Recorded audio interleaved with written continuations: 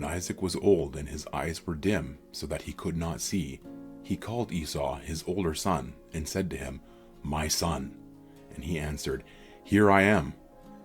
He said, "Behold, I am old. I do not know the day of my death.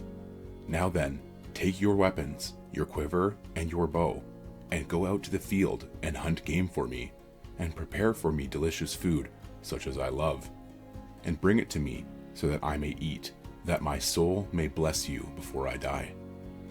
Now Rebekah was listening when Isaac spoke to his son Esau. So when Esau went to the field to hunt for game and bring it, Rebekah said to her son Jacob, "I heard your father speak to your brother Esau. Bring me game and prepare for me delicious food, that I may eat it and bless you before the Lord before I die. Now therefore, my son, obey my voice as I command you. Go to the flock and bring me 2 good young goats, so that I may prepare from them delicious food for your father, such as he loves. And you shall bring it to your father to eat, so that he may bless you before he dies." But Jacob said to Rebekah his mother, "Behold, my brother Esau is a hairy man, and I am a smooth man. Perhaps my father will feel me, and I shall seem to be mocking him, and bring a curse upon myself, and not a blessing." His mother said to him, "Let your curse be on me, my son. Only obey my voice, and go, bring them to me." So he went and took them, and brought them to his mother. And his mother prepared delicious food, such as his father loved. Then Rebekah took the best garments of Esau her older son, which were with her in the house, and put them on Jacob her younger son. And the skins of the young goats she put on his hands and on the smooth part of his neck. And she put the delicious food and the bread which she had prepared into the hand of her son Jacob. So he went in to his father and said, "My father." And he said, "Here I am. Who are you, my son?" Jacob said to his father, "I am Esau, your firstborn. I have done as you told me. Now sit up and eat of my game, that your soul may bless me." But Isaac said to his son, "How is it that you have found it so quickly, my son?" He answered, "Because the Lord your God granted me success." Then Isaac said to Jacob, "Please come near, that I may feel you, my son, to know whether you are really my son Esau or not." So Jacob went near to Isaac his father, who felt him and said, "The voice is Jacob's voice, but the hands are the hands of Esau." And he did not recognize him, because his hands were hairy like his brother Esau's hands. So he blessed him. He said, "Are you really my son Esau?" He answered, "I am." Then he said, "Bring it near to me, that I may eat of my son's game and bless you." So he brought it near to him, and he ate, and he brought him wine, and he drank. Then his father Isaac said to him, "Come near and kiss me, my son." So he came near and kissed him, and Isaac smelled the smell of his garments and blessed him and said, "See, the smell of my son is as the smell of a field that the Lord has blessed. May God give you of the dew of heaven and of the fatness of the earth and plenty of grain and wine. Let peoples serve you and nations bow down to you. Be lord over your brothers, and may your mother's sons bow down to you. Cursed be everyone who curses you, and blessed be everyone who blesses you." As soon as Isaac had finished blessing Jacob, when Jacob had scarcely gone out from the presence of Isaac his father, Esau his brother came in from his hunting. He also prepared delicious food, and brought it to his father. And he said to his father, "Let my father arise and eat of his son's game, that you may bless me." His father Isaac said to him, "Who are you?" He answered, "I am your son, your firstborn, Esau." Then Isaac trembled very violently and said, "Who was it then that hunted game and brought it to me? And I ate it all before you came, and I have blessed him. Yes, and he shall be blessed." As soon as Esau heard the words of his father, he cried out with an exceedingly great and bitter cry, and said to his father, "Bless me, even me also, O my father." But he said, "Your brother came deceitfully, and he has taken away your blessing." Esau said, "Is he not rightly named Jacob? For he has cheated me these 2 times. He took away my birthright, and behold, now he has taken away my blessing."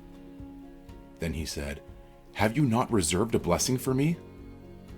Isaac answered and said to Esau, "Behold, I have made him lord over you, and all his brothers I have given to him for servants, and with grain and wine I have sustained him.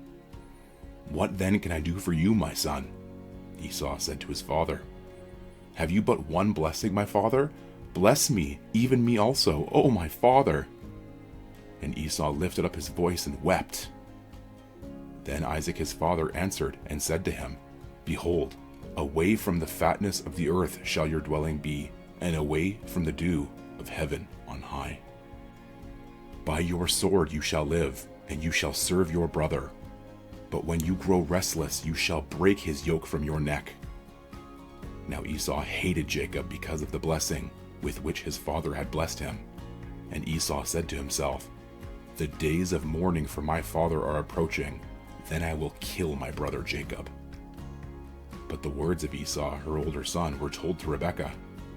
So she sent and called Jacob, her younger son, and said to him, "Behold, your brother Esau comforts himself about you by planning to kill you.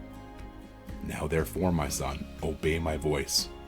Arise, flee to Laban my brother in Haran, and stay with him a while until your brother's fury turns away, until your brother's anger turns away from you, and he forgets what you have done to him.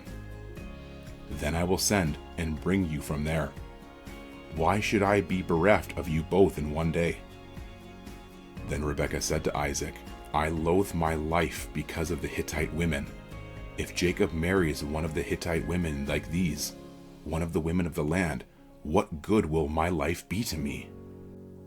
Then Isaac called Jacob and blessed him and directed him, "You must not take a wife from the Canaanite women. Arise, go to Padan Aram, to the house of Bethuel your mother's father, and take as your wife from there one of the daughters of Laban your mother's brother. God Almighty bless you, and make you fruitful, and multiply you, that you may become a company of peoples. May he give the blessing of Abraham to you, and to your offspring with you, that you may take possession of the land of your sojournings that God gave to Abraham." Thus Isaac sent Jacob away, and he went to Padan Aram, to Laban, the son of Bethuel, the Aramean, the brother of Rebekah, Jacob's and Esau's mother. Now Esau saw that Isaac had blessed Jacob and sent him away to Padan Aram to take a wife from there, and that as he blessed him, he directed him, "You must not take a wife from the Canaanite women," and that Jacob had obeyed his father and his mother and gone to Padan Aram. So when Esau saw that the Canaanite women did not please Isaac his father, Esau went to Ishmael and took as his wife, besides the wives he had, Mahalath, the daughter of Ishmael, Abraham's son, the sister of Nebaioth. Jacob left Beersheba and went toward Haran, and he came to a certain place and stayed there that night, because the sun had set. Taking one of the stones of the place, he put it under his head and lay down in that place to sleep. And he dreamed, and behold, there was a ladder set up on the earth, and the top of it reached to heaven. And behold, the angels of God were ascending and descending on it.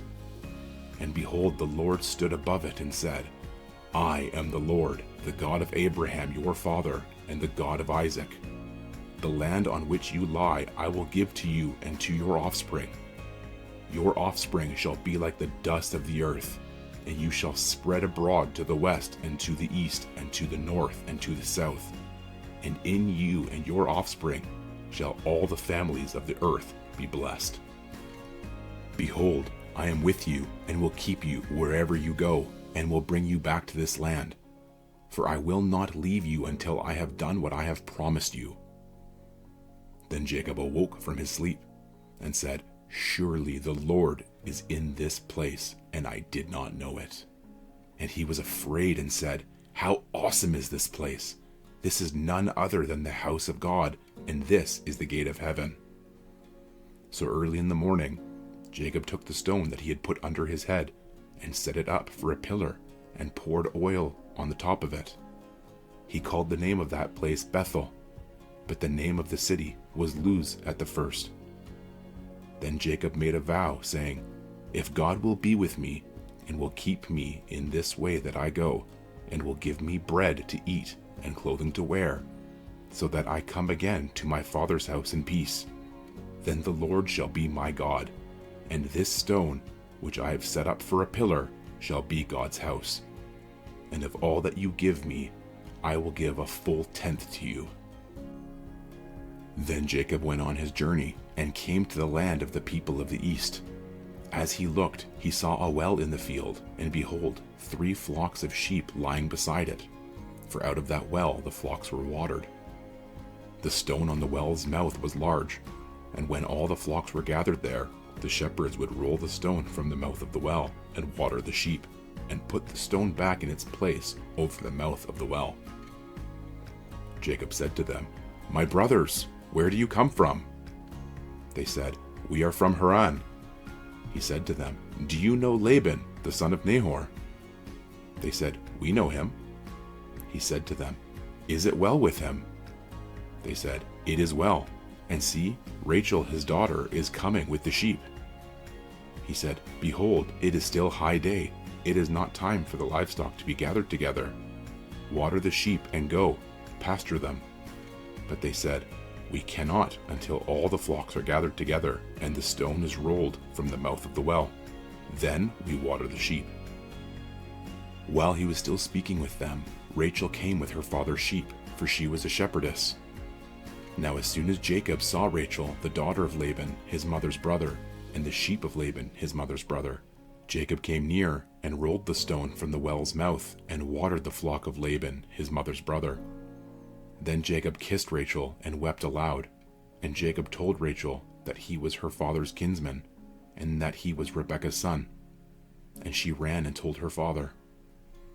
As soon as Laban heard the news about Jacob, his sister's son, he ran to meet him and embraced him and kissed him and brought him to his house. Jacob told Laban all these things, and Laban said to him, "Surely you are my bone and my flesh." And he stayed with him a month. Then Laban said to Jacob, "Because you are my kinsman, should you therefore serve me for nothing? Tell me, what shall your wages be?" Now Laban had 2 daughters. The name of the older was Leah, and the name of the younger was Rachel. Leah's eyes were weak, but Rachel was beautiful in form and appearance. Jacob loved Rachel, and he said, "I will serve you 7 years for your younger daughter Rachel." Laban said, "It is better that I give her to you than that I should give her to any other man. Stay with me." So Jacob served 7 years for Rachel, and they seemed to him but a few days because of the love he had for her. Then Jacob said to Laban, "Give me my wife, that I may go into her, for my time is completed." So Laban gathered together all the people of the place and made a feast. But in the evening he took his daughter Leah and brought her to Jacob, and he went into her. Laban gave his female servant Zilpah to his daughter Leah to be her servant. And in the morning, behold, it was Leah. And Jacob said to Laban, "What is this you have done to me? Did I not serve with you for Rachel? Why then have you deceived me?" Laban said, "It is not so done in our country to give the younger before the firstborn. Complete the week of this one, and we will give you the other also in return for serving me another 7 years." Jacob did so, and completed her week. Then Laban gave him his daughter Rachel to be his wife. Laban gave his female servant Bilhah to his daughter Rachel to be her servant. So Jacob went in to Rachel also, and he loved Rachel more than Leah, and served Laban for another 7 years. When the Lord saw that Leah was hated, he opened her womb, but Rachel was barren. And Leah conceived and bore a son, and she called his name Reuben, for she said, "Because the Lord has looked upon my affliction, for now my husband will love me." She conceived again and bore a son, and said, "Because the Lord has heard that I am hated, he has given me this son also." And she called his name Simeon. Again she conceived and bore a son, and said, "Now this time my husband will be attached to me, because I have borne him 3 sons." Therefore his name was called Levi. And she conceived again and bore a son, and said, "This time I will praise the Lord." Therefore she called his name Judah. Then she ceased bearing.